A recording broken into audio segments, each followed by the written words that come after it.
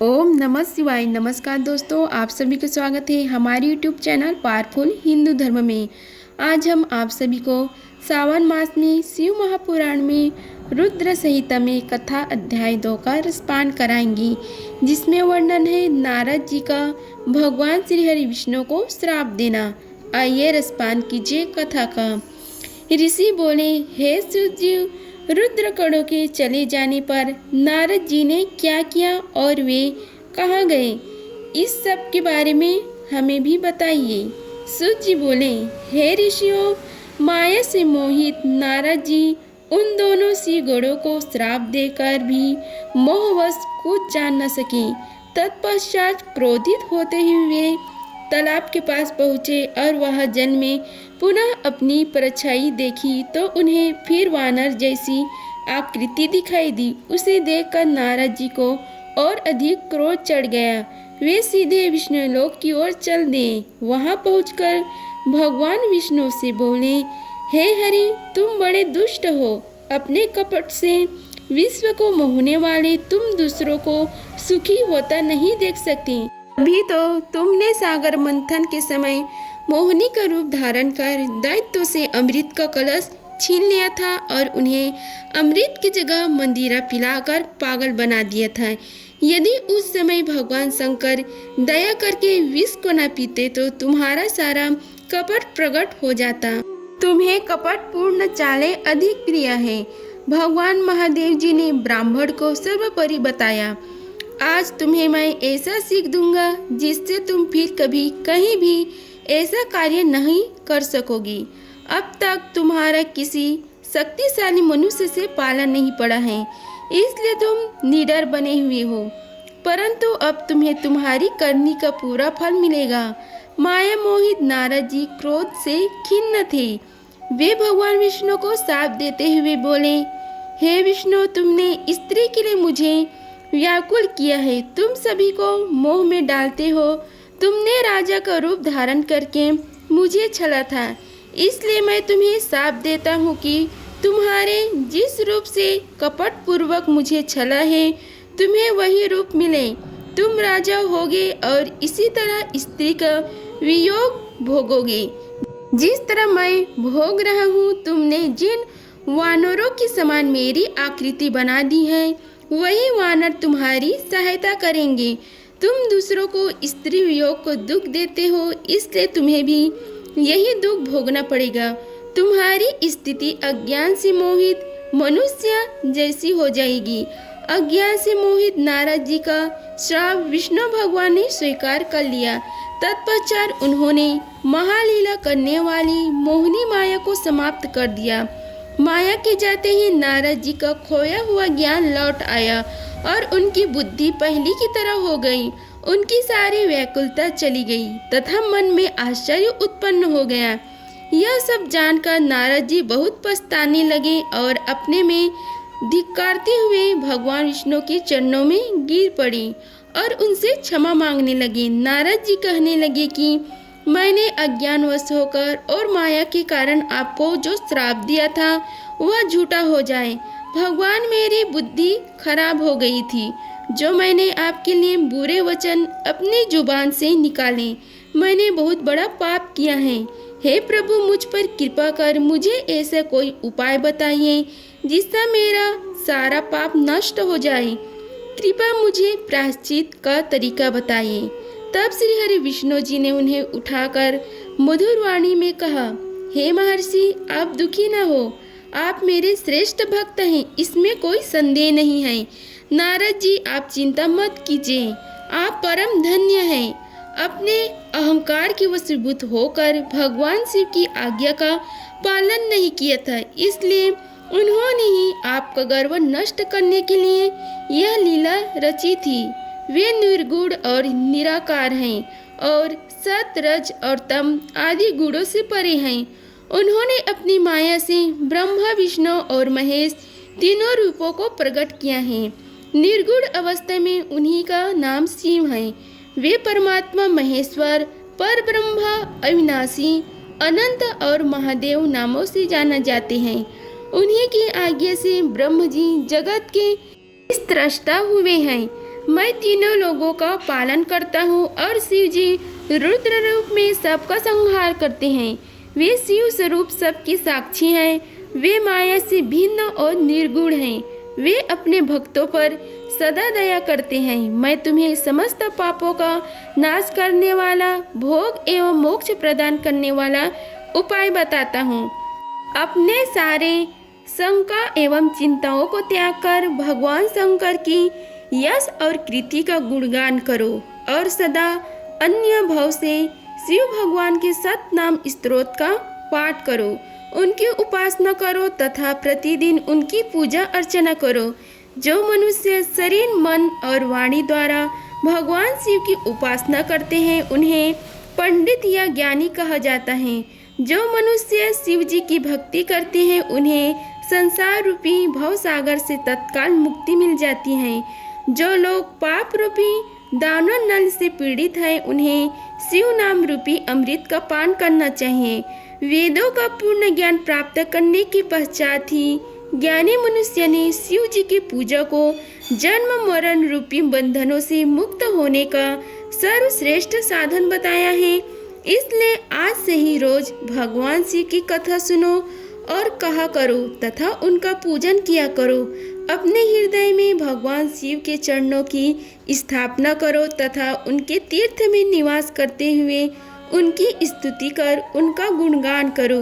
इसके बाद नारद जी, तुम मेरी आज्ञा से अपने मनोरथ की सिद्धि के लिए ब्रह्मलोक जाना एवं अपने पिता ब्रह्म जी की स्तुति करके उनसे शिव महिमा के बारे में पूछना। ब्रह्म जी शिव भक्तों में श्रेष्ठ हैं। वे तुम्हें भगवान शंकर का महात्म्य और सत नाम स्तोत्र अवश्य सुनाएंगे।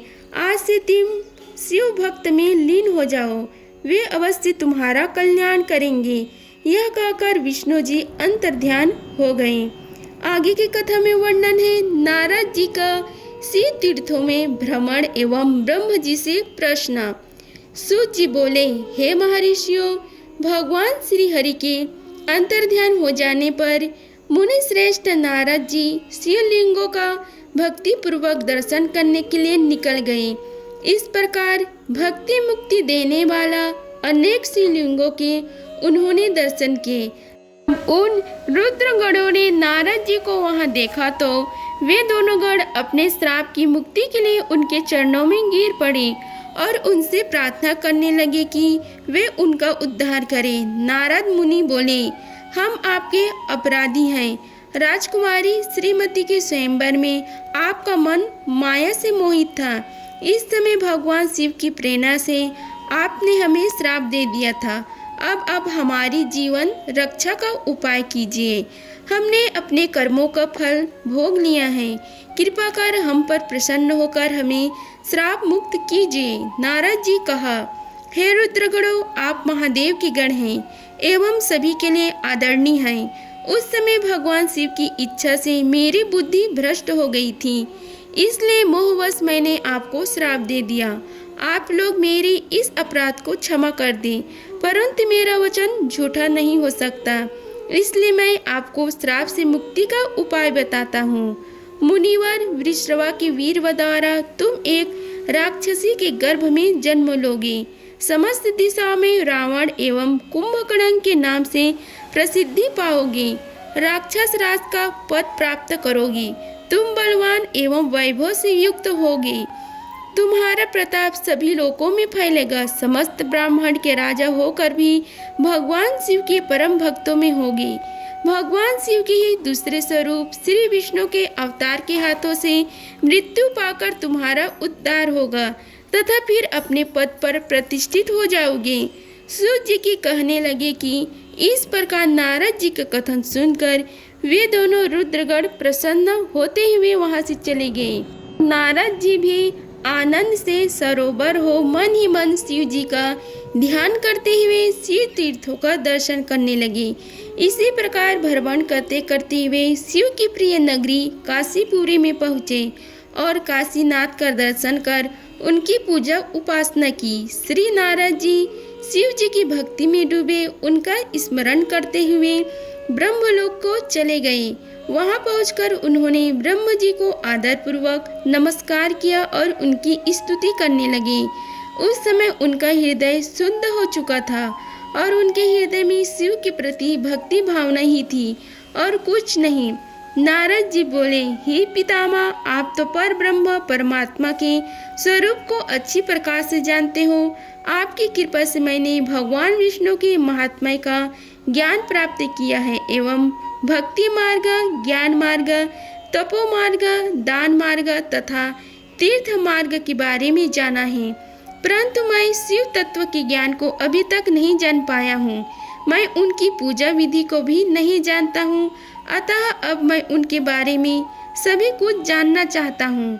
मैं भगवान शिव के विभिन्न चरित्रों, उनके स्वरूप तथा वे सृष्टि के आरंभ में, मध्य में किस रूप में थे, उनकी लीलाएं कैसे होती हैं और प्रलय काल में भगवान शिव कहाँ निवास करते हैं, उनका विवाह तथा उनके पुत्र कार्तिकेय के जन्म आदि कथाएं मैं आपके श्रीमुख से सुनना चाहता हूँ। भगवान शिव कैसे प्रसन्न होते हैं और प्रसन्न होने पर क्या क्या प्रदान करते हैं, इस संपूर्ण वृत्तांत को मुझे बताइए तथा कृपा करें। अपने पुत्र नारद जी की यह बातें सुनकर पितामह ब्रह्म बहुत प्रसन्न हुए। आगे की कथा में वर्णन है ब्रह्म जी द्वारा शिव तत्व का वर्णन। ब्रह्म जी ने कहा, हे नारद, तुम सदैव जगत के उपकार में लगे रहते हो। तुमने जगत के लोगों के हित के लिए बहुत उत्तम बात पूछी है, जिसके सुनने से मनुष्य के सब जन्मों के पापों का नाश हो जाता है। उस परम ब्रह्म शिव तत्व का वर्णन मैं तुम्हारे लिए कर रहा हूँ। शिव तत्व का स्वरूप बहुत सुंदर और अद्भुत है। जिस समय महाप्रलय आई थी और पूरा संसार नष्ट हो गया था तथा चारों ओर सिर्फ अंधकार ही अंधकार था, आकाश एवं ब्रह्मांड, तारों वह ग्रहों से रहित होकर अंधकार में डूब गए थे। सूर्य और चंद्रमा दिखाई देना बंद हो गए थे। सभी ग्रहों और नक्षत्रों का कहीं पता नहीं चल रहा था। दिन रात, अग्नि जल कुछ भी नहीं था। प्रधान आकाश और अन्य तेज भी शून्य हो गए थे। शब्द, स्पर्श, गंध, रूप, रस का अभाव हो गया था। सत्य असत्य सब कुछ खत्म हो गया था। अब सिर्फ सत ही बचा था। उस तत्व को मुनिजन एवं योगी अपने हृदय के भीतर ही देखते हैं। वाणी, नाम, रूप, रंग आदि के वहां तक पहुंच नहीं है। उस पर ब्रह्म के विषय में ज्ञान और अज्ञान से किए गए संबोधन के द्वारा कुछ समय बाद अर्थात सृष्टि का समय आने पर एक से अनेक होने के संकल्प का उदय हुआ। तब उन्होंने अपनी लीला से मूर्ति की रचना की। वह मूर्ति संपूर्ण ऐश्वर्य तथा गुणों से युक्त, संपन्न, सर्वज्ञानमयी एवं सब कुछ प्रदान करने वाली है। यही सदाशिव की मूर्ति है। सभी पंडित विद्वान इसी प्राचीन मूर्ति को ईश्वर कहते हैं। उसने अपने शरीर से स्वच्छ शरीर वाली एवं स्वरूप भूता शक्ति की रचना की। वही परम शक्ति प्रकृति गुणमयी और बुद्ध तत्व की जननी कहलाई। उसे शक्ति अंबिका, प्रकृति संपूर्ण लोगों की जननी, त्रिदेवों की माता, नित्या और मूल कारण भी कहते हैं। उसकी 8 भुजाओं एवं मुख की शोभा विचित्र है। उसके मुख से सामने चंद्रमा की कांति भी क्षीण हो जाती है। विभिन्न प्रकार के आभूषण एवं गतियाँ देवी की शोभा बढ़ाती है। वे अनेक प्रकार के अस्त्र शस्त्र धारण किए हुए हैं। सदा शिव को ही सब मनुष्य परम पुरुष, ईश्वर, शिव शंभु और महेश्वर कहकर पुकारते हैं। उनके मस्तक पर गंगा, भाल में चंद्रमा और मुख में 3 नेत्र शोभा पाते हैं। उनके 5 मुख हैं तथा 10 भुजाओं के स्वामी एवं त्रिशूलधारी हैं। वे अपने शरीर में भस्म लगाए हैं। उन्होंने शिवलोक नामक क्षेत्र का निर्माण किया है। यह परम पावन स्थान काशी नाम से जाना जाता है। यह परम मोक्षदायक स्थान है। इस क्षेत्र में परमानंद रूप शिव पार्वती सहित निवास करते हैं। शिव और शिवा ने प्रलय काल में भी उस स्थान को नहीं छोड़ा, इसलिए शिव जी ने इसका नाम आनंद वन रखा है। एक दिन आनंद वन में घूमते समय शिव शिवा के मन में किसी दूसरे पुरुष की रचना करने की इच्छा हुई। तब उन्होंने सोचा कि इसका भार किसी दूसरे व्यक्ति को सौंपकर हम यहीं काशी में विराजमान रहेंगे। ऐसा सोचकर उन्होंने अपने वाम भाग में 10वें अंग पर अमृत मल दिया, जिससे एक सुंदर पुरुष वहां प्रकट हुआ, जो शांत और सत्व गुणों से युक्त एवं गंभीरता का अथाह सागर था। उसकी कांति नीलमणि के समान श्याम थी। उसका पूरा शरीर दिव्य शोभा से चमक रहा था तथा नेत्र कमल के समान थे। उसने हाथ जोड़कर भगवान शिव और शिवा को प्रणाम किया तथा प्रार्थना की कि मेरा नाम निश्चित कीजिए। यह सुनकर भगवान शिव हंसकर बोले कि सर्वत्र व्यापक होने से तुम्हारा नाम विष्णु होगा। तुम भक्तों को सुख देने वाले होगे। तुम वहीं स्थिर रहकर तप करो, वही सभी कार्यों का साधन है। ऐसा कहकर शिव जी ने उन्हें ज्ञान प्रदान किया तथा वहां से अंतर ध्यान हो गए। तब विष्णु जी ने 12 वर्ष तक वहां दिव्य तप किया। तपस्या के कारण उनके शरीर से अनेक जल धाराएं निकलने लगी। उस जल से सारा सूना आकाश व्याप्त हो गया। वह ब्रह्मरूप जल अपने स्पर्श मात्र से पापों का नाश करने वाला था। उस जल में भगवान विष्णु ने स्वयं शयन किया। नार अर्थात जल में निवास करने के कारण ही वे नारायण कहलाए। तभी से उन महात्मा से सब तत्वों की उत्पत्ति हुई। पहले तत्व से महान और उससे 3 गुण उत्पन्न हुए तथा उनसे अहंकार उत्पन्न हुआ। उससे शब्द, स्पर्श, रूप, रस और गंध एवं 5 भूत प्रकट हुए। उनसे ज्ञान इंद्रिया एवं काम इंद्रिया बनी। उस समय एकाकार 24 तत्व प्रकृति में प्रकट हुए एवं उनका ग्रहण करके परम पुरुष नारायण भगवान शिव की इच्छा से जल में सो गए। अगर आप सभी को वीडियो अच्छी लगी होगी तो वीडियो को लाइक कीजिए, चैनल को सब्सक्राइब कीजिए और कमेंट बॉक्स में ओम नमः शिवाय लिखिए। धन्यवाद। मिलते हैं अगले वीडियो में, तब तक के लिए हर हर महादेव।